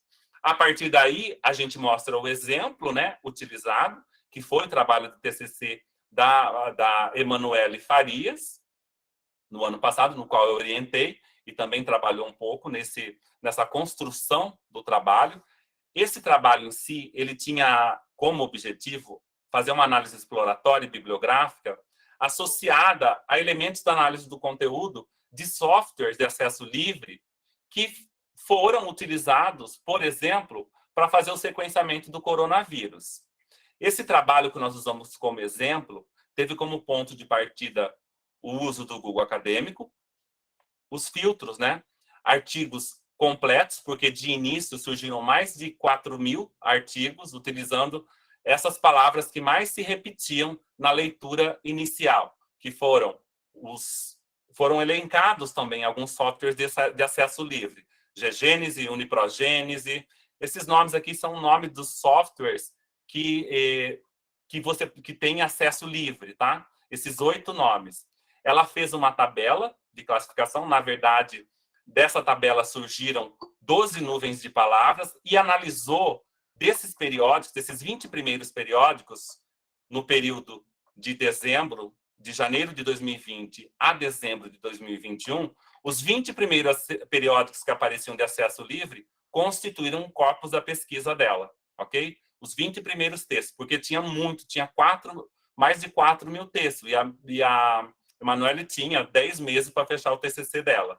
ela avaliou, então, apenas as citações exclusivamente onde tinha, analisou as palavras-chave e títulos desses artigos, tá? Desses 20 primeiros artigos de acesso livre nesse período, tá? Ela também aproveitou e fez uma classificação desses artigos dentro do novo Qualis da CAPES, tá? Na verdade, esse Qualis ainda não foi aceito, deixo claro, a gente pontua isso, mas é uma possível estratificação. E, a partir daí, ela fez uma classificação desses 20 primeiros artigos. Então, no total, nós trabalhamos com 110 artigos, tá? E, a partir daí, ela fez usou o software, né, do WordCloud e fez Generator e construiu essas nuvens de palavras com as palavras que mais se repetem. É importante destacar aqui que o tamanho é proporcional ao número de vezes. Quanto maior o tamanho, mais a palavra se repetia no título ou nas palavras-chave dos 20 primeiros artigos de acesso livre. E, a partir daí, aqui um exemplo, só ela fez outras nuvens de palavras, tá? Ela fez um conjunto de 14 nuvens de palavras para os títulos e para as palavras-chave contidas nesses artigos selecionados. A partir daí, né, dentro desse movimento de construção da análise de conteúdo, ela elencou as categorias iniciais, as primeiras categorias, utilizando sempre conceitos norteadores, critérios norteadores para ela criar essa categoria. O primeiro foi a partir das leituras iniciais, a leitura flutuante que ela realizou. Então, ela detectou quais foram os softwares e as palavras que mais se repetiam dentro dos títulos e das palavras-chave. A partir daí, ela fez um grupamento sucessivo e foi reorganizando, criando novos grupos maiores, aonde nós temos, por exemplo, aqui o SICTools, software, Covid-19 e bioinformática, estão incorporando as categorias iniciais 8, SICTools, que é um software de acesso livre, 4, a palavra software também foi utilizada, e 5, bioinformática, um exemplo, né? E, ao final, né, dentro da análise de conteúdo do trabalho da Emanuele Farias, nós encontramos as categorias finais que nuclearam a pesquisa e também ajudaram a responder o problema inicial e os questionamentos que foram acontecendo ao longo desse movimento todo de finalização. Então, nós criamos as categorias finais, né? Software livres efetivamente citado no título ou nas palavras-chave, principais palavras-chave contidas nos títulos dos artigos científicos, trazendo sempre as categorias anteriores, as categorias intermediárias 1, 3 e 4. Então, se nós voltarmos aqui, então, Unipro, 3, Covid-19, DNA Club, Software SARS-CoV-2 e 4, Bioedit, Covid-19 e SARS-CoV-2, tá? E algumas considerações que a Emanuele trouxe, a gente coloca aqui, ó, sobre o Google Acadêmico, uma ferramenta acessível, a ampliação do universo temporal foi sugerido, o Word Cloud Generator não é recomendado quando você tem um baixo número de palavras-chave, porque não gera nuvem de palavra, tá? E aqui as considerações finais do nosso trabalho, né, como um todo, do escopo geral. Claro que essas considerações elas se reconstroem, se refazem ao longo do tempo, mas nós temos aí que o Google Acadêmico ele se presta, né, à construção da pesquisa bibliográfica, desde que você coloque como objetivo da pesquisa, né, não no objetivo da pesquisa, mas como objetivo do uso do Google Acadêmico, critérios de inclusão, os filtros, né, e exclusão, geram indicadores dos periódicos, tá, no qual os artigos estão inseridos, e aí a gente pode também ir pesquisando, né, e ver o índice H, então, possivelmente tem uma correlação. Existe uma plataforma do Google que traça esse índice H das publicações, e nós observamos que esses 20 primeiros artigos que ela viu são os artigos que estão mais bem elencados dentro do índice H, que é o número de publicações dos artigos, né, daquele artigo, né, nos últimos 5 anos. É uma métrica que é estabelecida dentro das métricas da bibliometria. É eficiente na pesquisa bibliométrica, auxilia o pesquisador a selecionar os artigos de maior relevância técnico-científica. Quanto à análise bibliométrica, embora seja uma análise quantitativa, é importante que você faça a aglutinação de critérios qualitativos, como a análise de conteúdo, por exemplo, para você estar inserindo valores culturais, políticos, ideológicos, alinhado ao seu movimento da pesquisa, alinhado ao seu contexto de trabalho e aos objetivos da pesquisa. A gente recomenda, né? A gente recomenda que quem for usar análise bibliométrica, que utilize, né? Que passe pelo crivo das 3 leis da bibliometria: a lei de Lotka, que relaciona a produção desses artigos ao longo do tempo, a lei de dispersão dos artigos, conhecida como lei de Bradford, e a lei de Zipf, que traça a frequência das palavras ao longo do texto. A gente observou, depois de se debruçar sobre esse artigo, que a Emanuele, por exemplo, utilizou mais a lei de Zipf, tá? Então, é importante, ou seja, ela ficou mais na frequência das palavras-chave. Não invalida, em hipótese alguma, o trabalho da pesquisa, todo o empenho que ela teve. O Word Cloud Generator é eficiente, né? As palavras, como eu já disse, fazem essa movimentação cerebral, a gente sai daquela visão única, daquela visão planificada e enxerga, tem uma visão mais multireferencial das ações, e isso aguça a criatividade e mexe com o nosso plano das ideias, tá? Busan trabalha com um mapa mental e ele fala dessa importância de mexer com os 2 lados do cérebro para dar vazão ao conhecimento e à criatividade. E essas técnicas aglutinadas, né? A pesquisa bibliográfica, exploratória, bibliométrica, a própria análise de conteúdo, faz com que nós tenhamos uma melhoria nesse processo crítico reflexivo da pesquisa qualitativa, de todo o movimento da pesquisa dos fenômenos estudados. E aqui, né, abrindo aí um espaço como observação, eu trouxe aqui esse diagrama mostrando que os estudos, né, voltados para o campo da métrica da informação, que é uma das áreas da ciência de informação, podem trabalhar a informetria, cienciometria, webmetria, altimetria, cybermetria e outros, e a bibliometria. Os limites entre um e outro são difíceis de serem estabelecidos. Esse diagrama ele traz esse pensamento, essa reflexão. E a gente entende que, por a bibliometria ter sido a primeira, muitas vezes os estudos bibliométricos são confundidos com esses outros subcampos do conhecimento. Meu muito obrigado. E a fala, né, que eu trago para vocês, e isso mostra bastante na pesquisa qualitativa, a gente sofre ainda muito com isso, é que nós temos Ático Chassot, né, professor de química, educador, ele fala muito quais os olhos que a gente enxerga a ciência. E nesse movimento a gente apresenta essas possibilidades de uso da análise bibliométrica associada a esses outros grupos de análise ou de pesquisa para enriquecer a educação profissional e tecnológica. Muito obrigado. Obrigado, Vanderlei. Eu acho que tem uma coisa muito bacana no texto de vocês, que é um texto que traz essa reflexão, né, sobre todo o processo da pesquisa, e junto com isso, uma análise de diversos elementos práticos do fazer pesquisa. Eu acho que isso é muito interessante, né, e traz uma contribuição muito, muito rica para essa pesquisa que a gente vem desenvolvendo. A gente tem aqui, gente, uma pergunta que foi uma pergunta da Maria Cardoso, mas a professora Daniela já respondeu, inclusive, no chat, né? Eu não sei se alguém quer comentar alguma coisa mais. A Maria Cardoso perguntou, numa pesquisa sobre a inclusão de alunos com dislexia, pode-se utilizar a entrevista narrativa? A professora Daniela já respondeu, né, que sim, no chat. Eu lembro que tinha uma pessoa que tinha se inscrito inicialmente para falar.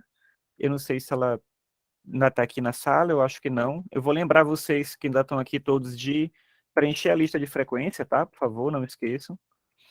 E a gente fica com um espacinho aberto agora para quem quiser fazer alguma outra pergunta, tá? Se vocês tiverem interesse de fazer uma pergunta para os palestrantes.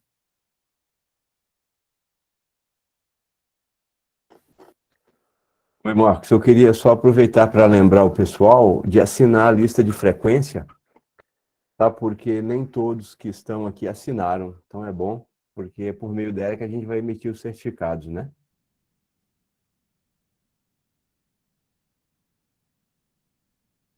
Eu botei o link agora há pouco aí no chat. Quem não assinou ainda, fazer isso.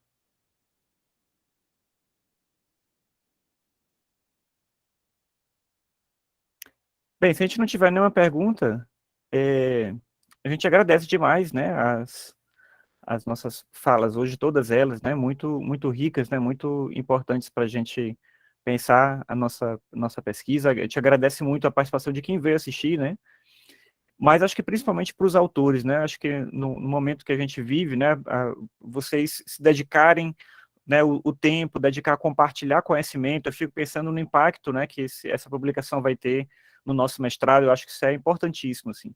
Então, a gente agradece muito a dedicação de vocês. A gente sabe que não é fácil conciliar esse período de produção com outras coisas que já são demandas, né, do campus, da realidade de trabalho, do cotidiano. Então, a gente fica muito feliz de ter essa participação de vocês e, como eu falei, né, muito alegres também de reconhecer esse impacto certamente positivo que isso vai trazer para o nosso mestrado. Tá? Então, muito obrigado a todos.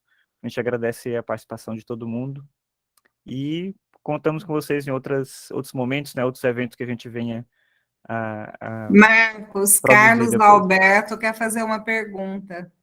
Carlos Alberto Rosa, ele colocou no chat. Pode falar, se quiser abrir o microfone, pode falar, Carlos. Ou escrever, você escolhe.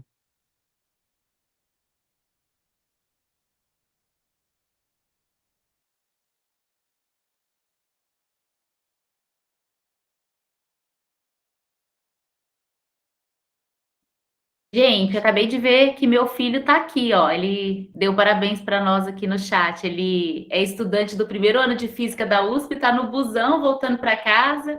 Obrigada, Daniel, por ter participado. Ele também quer ser professor pesquisador. Que legal, que bacana.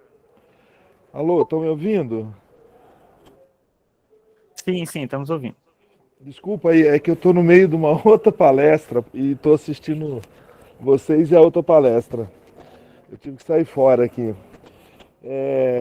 Hoje nós tivemos a aula no IFE de São Paulo, aqui em Sertãozinho, e até a gente, numa atividade, foi colocado para a gente até expor as nossas ideias para iniciar, né? Nós estamos começando agora, da turma que entrou agora.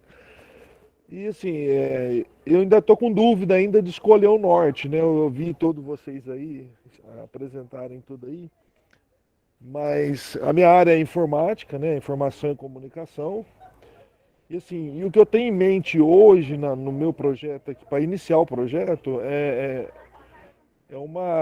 eu percebi que alguns alunos, por exemplo, não estão tendo interesse em aprender informática, em aprender programação, por exemplo, que é a minha área. E eu estou com esse problema. Eu detectei esse problema, que eles estão desinteressados em aprender programação. Então, é o início de um problema que eu detectei. Eu queria tentar iniciar meu projeto por esse meio, né? E hoje eu até expus lá para os professores, tudo lá. Mas, do outro lado, também, eu acabei até colocando no formulário hoje, que foi solicitado, outras ideias também, né? Tipo de espaço, cultura maker, um mini museu em espaço aberto, espaço fechado de informática, alguma coisa assim que ideias poderiam decorrer nessa situação, para poder ver com os alunos se isso teria uma solução, né, para iniciar um projeto. Então eu queria ver de vocês assim, eu sei que está terminando a palestra rapidamente, assim, como vocês poderiam me ajudar para poder abrir um pouquinho mais a mente, né, abrir um pouco a ideia para poder, através desse problema que eu detectei, o que eu poderia me ajudar, vocês que já estão na frente, que estão com esses projetos, para dar um norte assim para a gente tentar encontrar o caminho do meu projeto o mais rápido possível. Desculpa aí se eu prolonguei um pouco, tá?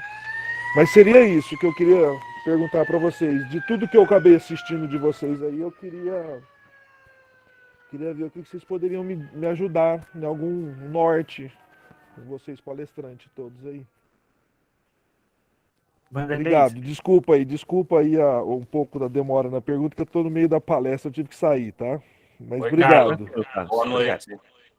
Carlos, eu recomendo que você faça, coloque esse problema da pesquisa, você já tem o seu problema, e alinhe as bases conceituais da EPT, a formação humana integral, ou ao trabalho com o princípio educativo, ou a politecnia. Essas bases, elas são fundamentais para que você possa trilhar o seu caminho. Então, você tem que enriquecer, né, a sua base, e a partir dali, fazer esse alinhamento, esse entrelaçamento de ideias, e fazer a coadunação com os métodos, né? Pensar no seu método, pensar no seu propósito, como é que você quer trabalhar esses resultados, esse projeto. Na verdade, pensar nesse projeto acontecendo, acho que é o começo de tudo. Essas seriam as minhas contribuições.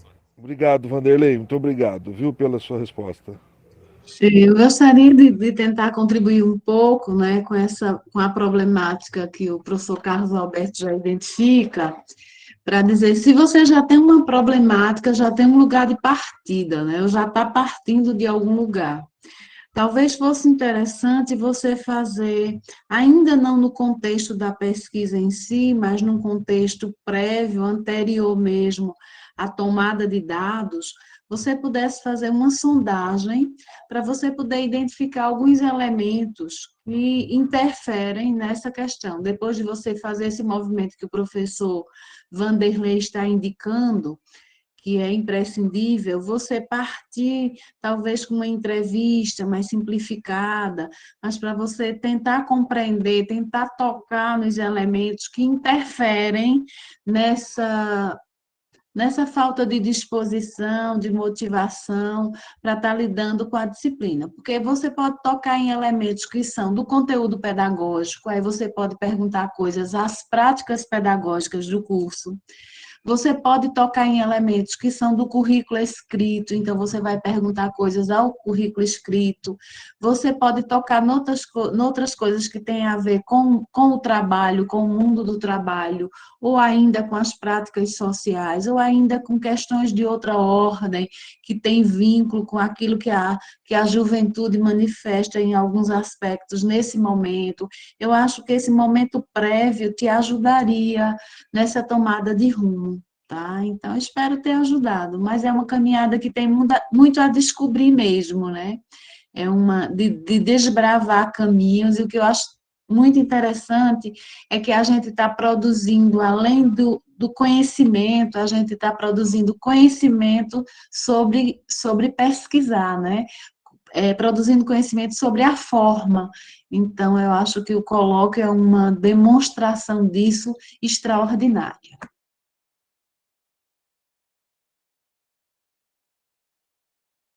Eu também queria fazer uma breve contribuição. Eu acho, Carlos, que você está nesse momento de incubação mesmo de ideias. E eu vou na mesma linha do conselho aí dos dois professores que me antecederam. Quebra esse todo complexo em partes pequenas, que ficam mais gerenciáveis para você. Então, eu ia também sugerir isso que a Bernardina falou. Faz um projetinho piloto, faz uma sondagem inicial. E aí vai um passo de cada vez. E ao passo que você vai, se apropriando mais das bases conceituais agora nas disciplinas do primeiro módulo do mestrado, logo o seu orientador já vai ser atribuído, você vai poder fazer um diálogo com ele. Essas oportunidades de eventos, participe, porque quanto mais insumo você tiver, mais vai produzir aí ideias nessa incubadora que está aí fervilhando na sua cabeça nesse momento, e depois as coisas vão naturalmente, né, sendo postas em ordem com o tempo, mas é sofrer a demora do tempo um pouquinho. E aí eu lembro da frase do Saramago, né? Que não tenhamos pressa, mas que não percamos tempo. Então, vai devagar e sempre que você chega lá.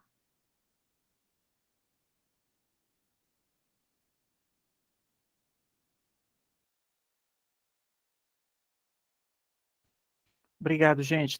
Acho que teve mais alguma pergunta aqui. Deixa eu ver se vocês... Tem vários elogios, tá? Mas tem aqui uma pergunta...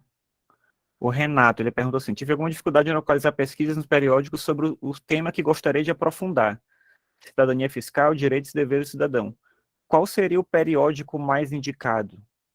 Aí, eu não sei se, pelo que você fala, talvez não seja uma questão de qual periódico, né? Mas talvez de pensar como fazer essa busca, né? E acho que bases de dados, né?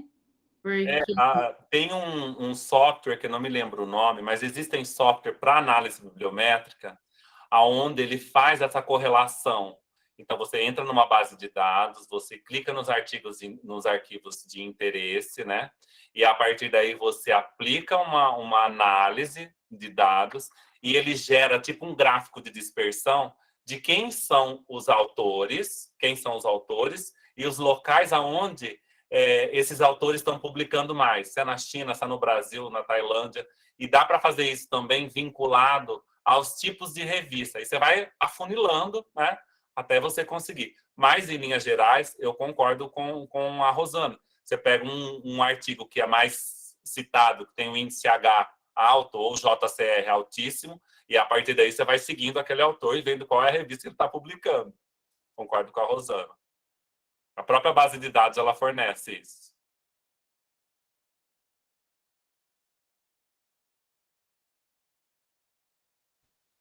Tem alguém que levantou a mão aqui também, se quiser fazer a pergunta, pode falar. Deixa- A Judite pediu para falar também. Não, só para auxiliar o rapaz da pesquisa, ele falar também para ele consultar o bibliotecário, que ele pode treiná-lo e auxiliá-lo nas pesquisas, né, lá de bases de dados, como a Rosana falou, mas o profissional bibliotecário pode auxiliá-lo também a fazer essa pesquisa, esse levantamento bibliográfico. Perfeito, Judite, porque eu vejo, eu me lembro muito que eu sou da década de 90, né? Em 96, eu tinha sede por conhecimento e a gente tinha aqueles livros gigantes que a gente fazia, era o Abstract, lembra? Não sei se você lembra, Judite. E hoje tem uma facilidade tremenda. Só que nós temos, sabe o quê? Nós temos essa dificuldade de usar filtros e de pedir ajuda ao fator humano. E aí a figura do bibliotecário se destaca. E muitas vezes, né? E sempre, a figura humana ela é insubstituível nesse momento. Porque ele vai ter toda a acurácia para poder estar falando com maior propriedade, tá ali auxiliando, né? Pegando na mão, literalmente, e fazendo o fazer pedagógico, o fazer técnico. É por isso que ele existe. Também.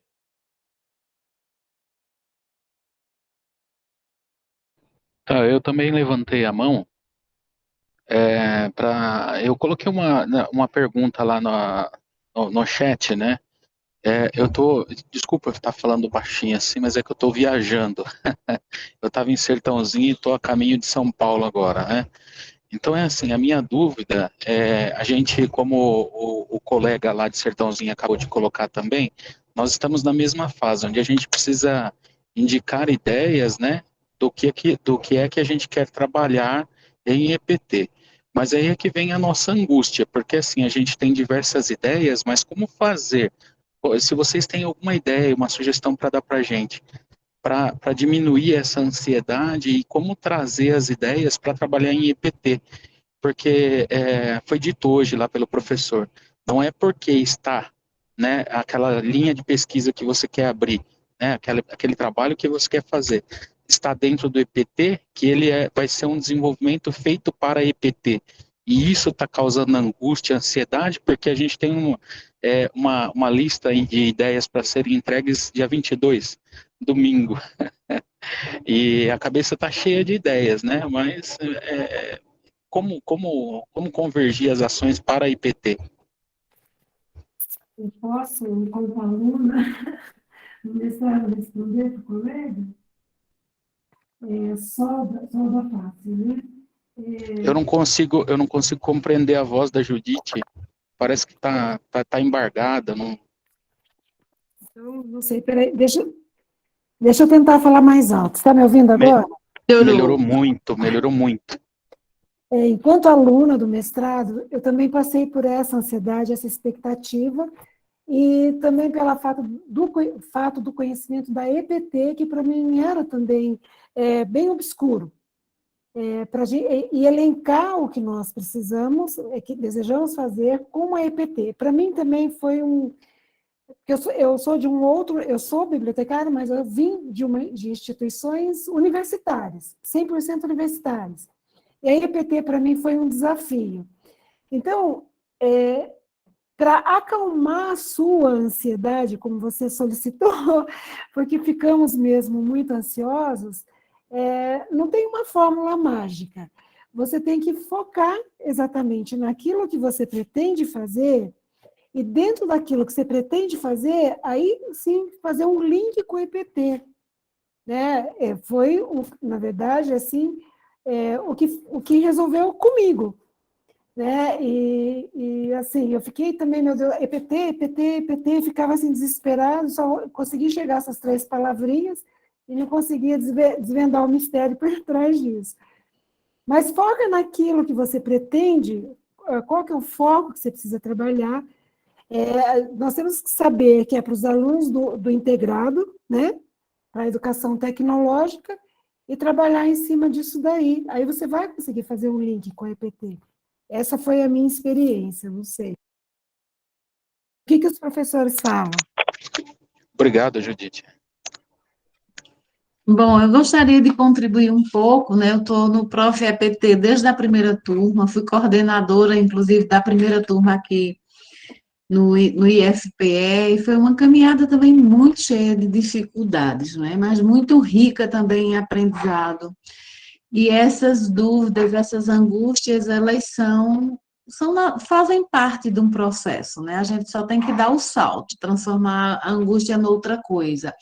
Então, vale a pena pensar em 2 movimentos. Dentro, a EPT que ocorre dentro da rede, que ela vai se dar na dimensão da gestão dos processos, ou seja, o que está no entorno da instituição, não só na sala de aula, na prática e no currículo, e também o que está fora da rede, que é aquilo que ocorre nos espaços de educação não formal, nos espaços não escolares. Como é que esse aprendizado para o trabalho está se dando a partir de determinadas práticas sociais, né? Então, nós estamos agora com o estudo de Rodrigo, que está aqui conosco, e ele está vendo como é que se ensina música num espaço não escolar a pessoas com deficiência. Então, e esses músicos, a perspectiva é de formação profissional. Então, a gente precisa jogar os olhos nesses outros lugares, não é? Onde o trabalho está acontecendo como produção da existência humana, e a gente alarga essa visão e pode trazer vários elementos, inclusive, da nossa prática mesmo, né? Então, é questão de ajuste, de acomodação, de movimento, né? E o mediador vai ser o orientador ou a orientadora, que com certeza vão te ajudar a fazer esse salto, essa mediação.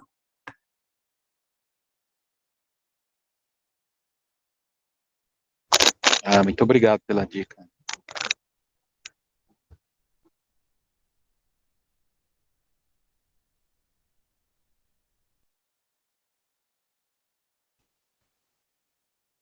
Gente, acho que não apareceu nenhuma outra aqui, pelo menos que eu esteja vendo. Só um minutinho. Rosana, você colocou um link do Acontece? Sim, coloquei. A Gilcilene pediu. E a gente tem um book também no catálogo de cursos EAD do IFSP, um MOOC de redação científica. É mooc.ifsp.edu.br, e aí você faz o cadastro lá dentro e procura. Tem outros cursos também, mas aí se você se interessar, procura esse de redação científica. Mas eu coloquei aqui o portal do grupo, o Instagram, que é @acontece, e o nosso canal do laboratório do grupo de pesquisas, que é o Laletec, o nosso canal no YouTube, que tem material que a gente produziu, está à disposição, usem, multipliquem, porque é um projeto de extensão que a gente tem dentro do grupo de pesquisa voltado para essa área de comunicação e educação científica.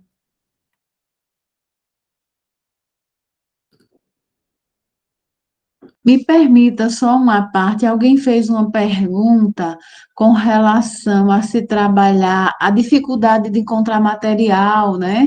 E eu me lembrei que a pessoa tocou em alguma questão relacionada à formação para a cidadania, e eu lembrei que nós tivemos um trabalho de uma auditora nossa, que ela estuda o portal da transparência, como sendo que importância tem o portal da transparência na formação desse trabalhador, né, pensado numa formação cidadã, emancipatória, qual é o papel, né, que função esse portal pode oferecer dentro das redes para construir essa reflexão, esse entendimento.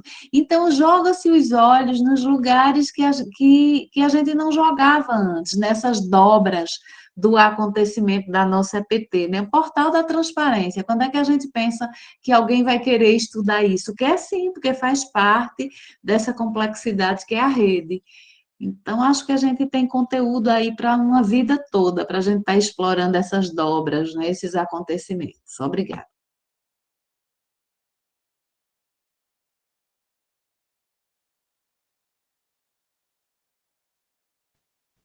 Então, gente, a gente vai... Agradeço, né, todas as falas, né, as perguntas, as contribuições de vocês. E a gente vai encerrando por hoje. Muito, muito obrigado, tá, pessoal? De verdade. Gratidão, foi uma alegria estar aqui. Também agradeço a participação e toda a troca de conhecimento. Obrigado, Judite. Obrigado, Soeli. Obrigado a todos e a todas. Muito boa noite. Obrigado, pessoal. Até a próxima.